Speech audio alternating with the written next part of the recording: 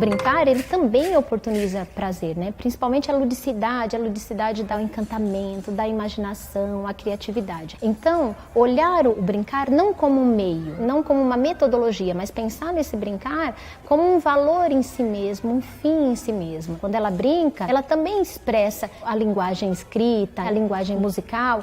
Então, olhar essas linguagens de forma correlacionada. Deixar o brincar que ele seja de forma também espontânea e livre. Isso não quer dizer também que não seja intencional. Você joga em dupla. Dupla. Aqui, se precisar, a gente recorta mais. Muita gente da educação, tanto da educação infantil quanto do ensino fundamental, diz: ah, mas eu uso a brincadeira para poder ensinar alguma coisa. De matemática, de geografia, de história, né? Então, usa a brincadeira, que é uma linguagem, que é um objeto de conhecimento, que é um conteúdo, né? Como uma estratégia para poder ensinar alguma coisa de um outro conteúdo, de uma outra linguagem, né?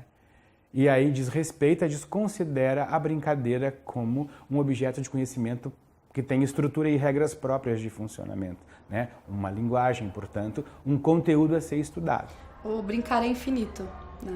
Então, assim como essas linguagens são também, o brincar ele não tem limite.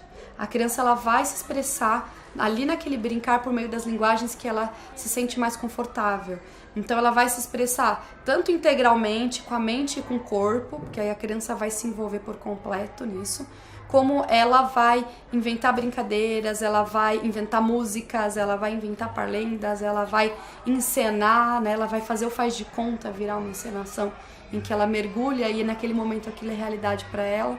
Então ela vai se expressar por meio dessas múltiplas linguagens. O brincar, ele contribui com que a criança se desenvolva integralmente. Quando a gente fala do desenvolvimento motor, físico, psicológico, social, o brincar perpassa todas essas aprendizagens das crianças. Então não se justifica que ele também não se possa se expressar por meio das múltiplas linguagens. Ora é a arte, ora é a música, né? São essas linguagens que vão contribuindo com a aprendizagem da criança. Então se eu estou num brincar restrito, a 4 paredes pequenas, né? E não posso ter esse movimento do corpo, dificilmente eu vou conseguir ter essa relação de alto e baixo, dentro, fora, né? Se o brincar é só dentro, nunca é no sol, nunca é no vento, né? Nunca é em contato com a natureza, ele vai ser um brincar um pouco mais restrito e não vai ampliar essas possibilidades, e não vai ser mais complexo. Logo, vai exigir menos daquela criança que brinca.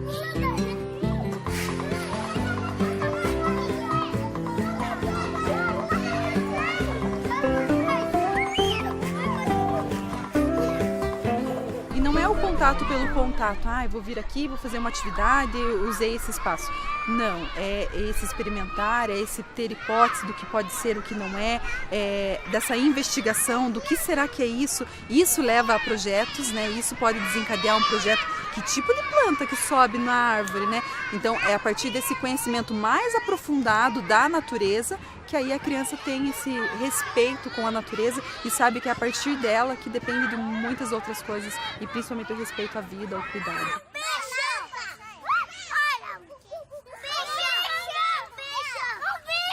A gente vai ouvir as crianças. O que vocês acham sobre o aquecimento global? Então o que elas vão responder é o que é politicamente dito, correto. É o que a escola diz, o que a mãe diz, mas o que realmente ela sente sobre a natureza, sobre a ameaça do aquecimento global, inconscientemente. Esse dizer não vai ser capturado só pela fala. A fala é muito superficial. Então, ouvir as crianças é ouvir o gesto das crianças, é perceber o que elas produzem de materialidade, é perceber o que está implícito na linguagem, na estrutura das linguagens dela, é perceber o que o traço dela traz. E não induzir uma fala ou sobre um conhecimento, né?